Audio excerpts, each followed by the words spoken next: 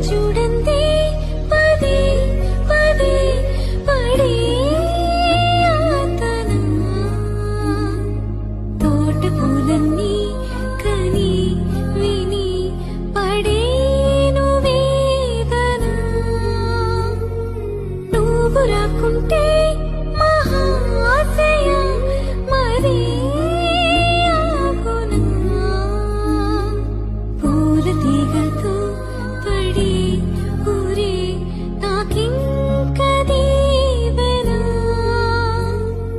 చూసే కన్నుల ఆరాటం రాసే చేతికి మోమాటం తలచి వలచి పిలచి అలసి నీ